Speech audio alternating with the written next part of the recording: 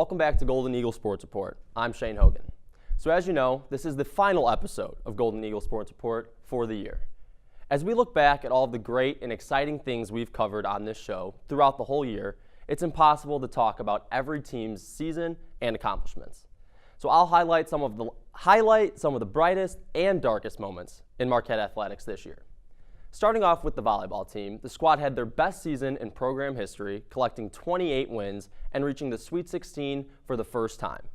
The Golden Eagles were once again led by outside hitter Allie Barber, who will return next year for her senior season. For the women's basketball team, it was another very successful season as they once again won the Big East regular season and made it all the way to the tournament championship game. Unfortunately, they were defeated by DePaul for the second straight year in that title game. They got to the second round of the NCAA tournament but lost a heartbreaker to Texas A&M, ending their season. A bright spot throughout the whole season was the play of Natisha Heidemann, who won Big East Player of the Year and ended up getting drafted to the WNBA with the 18th overall selection. After Marquette's season was over, head coach Carolyn Keeger announced she would leave Marquette and take the same position at Penn State. Marquette then named former pro and head coach of Miami of Ohio, Megan Duffy, the new head coach of the program. With the 5 top scorers all graduating, it will be very interesting to see where Coach Duffy takes this program in the future. Remember I said I'd be talking about some of the darkest moments of Marquette sports too? Well, time to go down that road.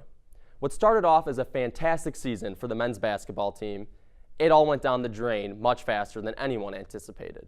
The team was 23-4 going into the final stretch of Big East Conference play, but then things quickly changed.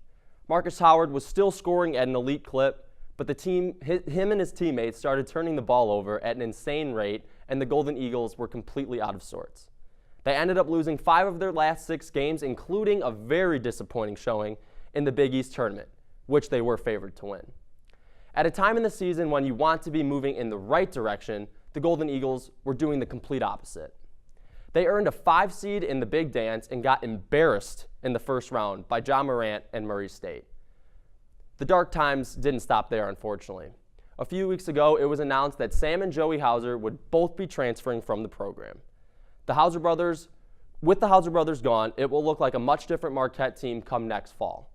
However, one bright spot in all of this is junior guard Marcus Howard announcing that he would return for his senior season after speculation that he would declare for the NBA draft. Regardless of who is on the court next year, it's go time for head coach Steve Wojciechowski as he enters his final year of his contract without any tournament wins. Let's just say next year will be one of the most important seasons for Marquette basketball. And that's my final take.